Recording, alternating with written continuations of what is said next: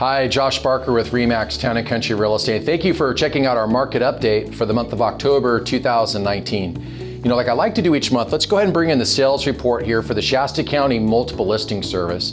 What's great about this report is that it actually breaks down all the transactions that took place in the previous month. In this case, it'll be for September. And it breaks it down by both price range and then compares this year over last year. Now, if you look down at the bottom there was 255 properties that closed in the month of September. If you go back 1 year ago, there was 285. Now, like I said in our previous video, the reason why sales are down compared to last year is because we're still adjusting from the fire buyers that were purchasing last year.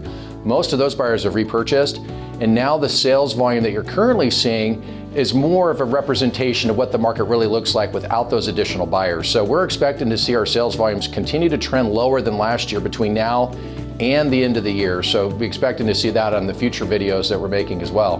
The next slide I want to go ahead and put right over the top. This is our active listings report. And like the sold report, on the active listings report, it breaks things down by price range, year over year. And if we go down to the bottom, I'll circle this for you in red.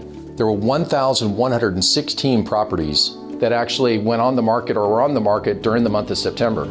If you go back 1 year ago, there was 1,126. So essentially, the listing inventory is right about the same year over year, which means that things are very stable, which is a good thing for both buyers and sellers in the market because there's no major disruptions in inventory and there's no major disruptions in sales volumes, etc. So it provides for a very balanced market.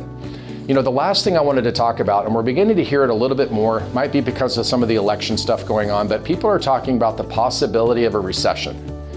And if you're talking about recession, how it relates to real estate, a lot of people are obviously concerned, thinking, well, is the market going to go up or down, or what is it going to look like?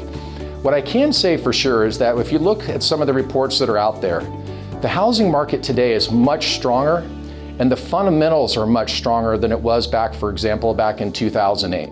For example, right now, just here in Shasta County, 93% of all homeowners have equity in their home. If you go back to 2008, that number was way lower than that. The other thing to look at is that in 2011, roughly $2.2 billion of equity is what was available in the market nationally. Right now, it's $6.3 billion of equity in all homes. 3 times more equity right now currently in housing than there was just in 2011, 2012. So that's a huge difference. The next thing to think about when it comes to the housing market adjustments and whether or not to have it is to ask, well, what's happening with the buyers? Are the buyers that are purchasing today, are they buyers that probably shouldn't be purchasing? And that's a valid question because in 2008, there was a lot of buyers that were beginning to lose their homes that quite honestly probably never should have bought one in the first place. There were some really bad loans that were available back in 2004 and 5, and those types of loans were interest only or negative amortization. They had balloon payments that were coming up, and with the market adjusting, there was no equity in those homes with really bad mortgages. Naturally, those buyers walked away, okay? Today, buyers right now are purchasing, and they're using 30-year or 15-year fixed mortgages. The lenders are asking for tax returns, bank statements, verification of employment, and a lot of it additional proof of documentation in order to obtain financing. So we're dealing with buyers today that truly have the ability to make the payment, and we expect they'll be able to make the payment in the future as well. Now, the final thing to look about when it comes to recession, they do happen.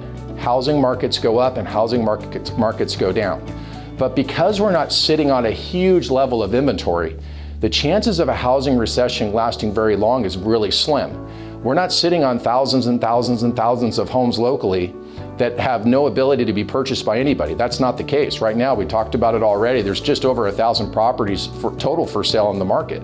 So we're not dealing with this gluttony of inventory that's having a hard time being sold. And I just don't see that being an issue going forward either. So again, could we have a recession? Of course. Would it be very long? Probably not. So I've provided some resources in this video. If you, outside of the video, you can see some links there that'll take you to a couple of different organizations that provide some information on that topic. So if it is a concern for you, please reach out. We're always here to help. Thank you again for your time today. Make it a great day.